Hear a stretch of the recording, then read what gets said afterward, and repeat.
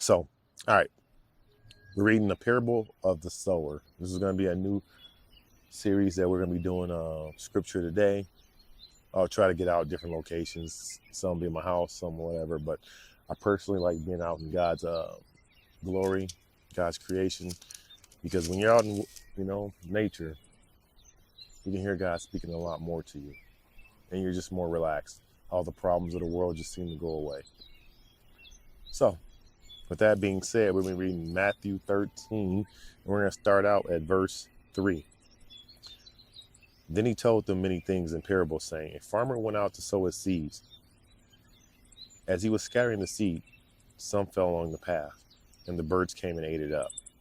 Some fell on rocky places, where it did not have much soil. It sprang up quickly because the soil was shallow. But when the sun came up, the plants were scorched, and they withered because they had no root. Other seed fell among thorns, which grew up and choked the plants.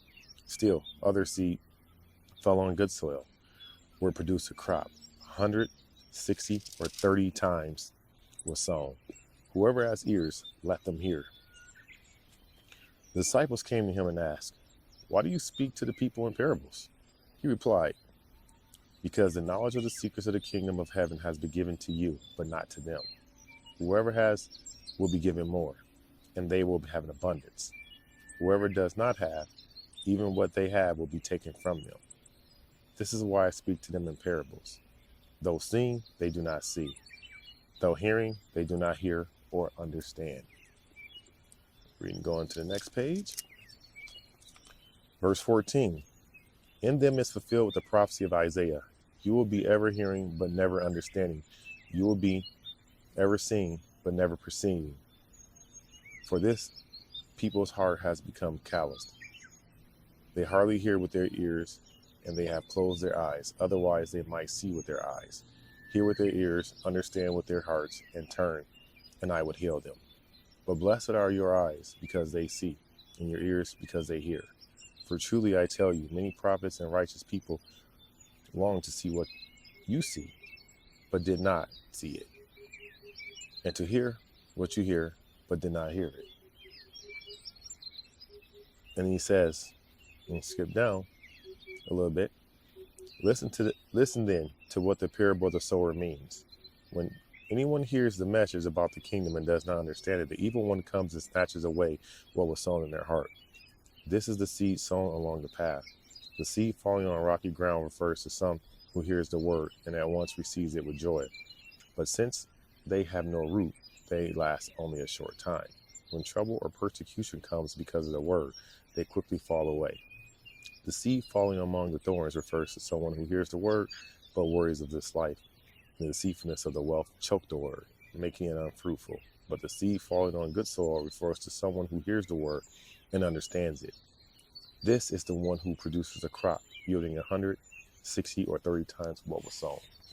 So, ladies and gentlemen, what does that mean? What does that mean when seed falls along rocky soil, thorns, and things like that, right? Some people can understand that, and some people don't understand it. So let's break it down to my understanding. You may have an understanding, someone else may have a different meaning, understanding of this word. So when they say, so basically we have to use parables, or, well, that's what they call them, parables. But analogies is what we call them nowadays. So let's just say you have some seeds, right? I'm an avid planter. I like to garden. I like to do a lot of different things. So when I go plant a seed, I know that it needs to be planted in good soil, or if I'm doing hydroponically, good water with nutrients in it, right? So when I plant that, I just can't plant it and just think that it's just going to grow. It'll grow, but it'll die rather quickly, because if I don't, A, water it, B, give it nutrients, C, give it soil, D, give it loving, caring, pruning it, things like that, it'll die. I need to do things every day to make sure that the plant survives and it produces good fruit, or good vegetation or whatever it produces, flowers. So it doesn't really matter. The word's the same way. When you look at the word, you have to look at the word, read it, and you have to live the word. You have to experience the word. You have to do it every day. Read it and live it. And that's practicing. Because when the evil one figures out what you're doing, it's like the birds of the air, the worms of the ground, the rabbits of the field. They will come and eat your crop away, take away your seed and eat it. The sun will come and scorch your plants if you don't protect it well enough. The evil one knows that. He knows that, hey, you're just beginning the word, you're just reading, he's going to attack you. He's going to make it seem like God's not listening to you and things aren't going the way you need to go. And you know what? You can't let him have a foothold. You can't let him do that. So what you need to do to prevent the critters from taking your seed, eating your crops, you need to put up defensive measures. Maybe it'd be a rabbit fence, maybe you put down some insecticide so they don't eat your crops up, or just staying vigilant over your crops and looking. Well, the same way with the Bible in your life. When the devil attacks you, guess what? You got to do your due diligence. You literally have to acknowledge that, go back and read the word, water it some more, put up defensive measures that fence the word of Jesus.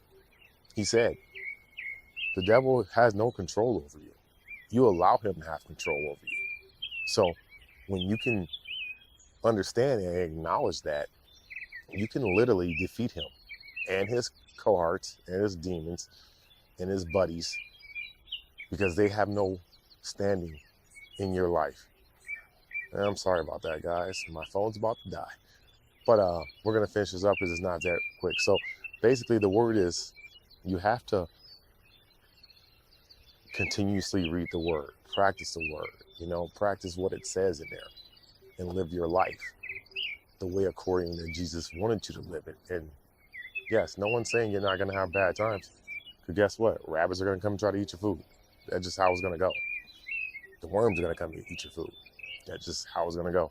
The sun's going to come up every day and shine. Just how it's going to go. The devil's going to do his job. You need to do your job.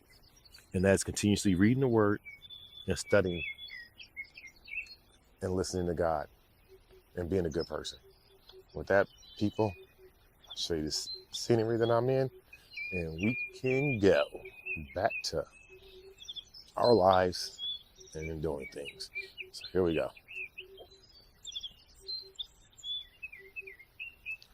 Trying to keep it level so you guys can see. It's a little hard without my gimbal. I know I'm doing a pretty good job, right? That's that videographer skills. Trying to keep these sessions under 10 minutes. So I hope the audio's pretty good, because if it's not, I gotta tell you guys.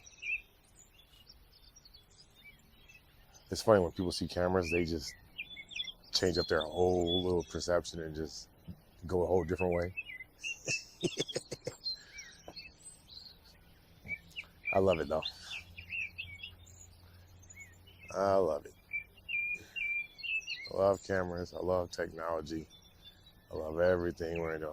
If y'all want to know, shit, the dogs. She's like literally over here by my bags and seeing what was going on and made a quickly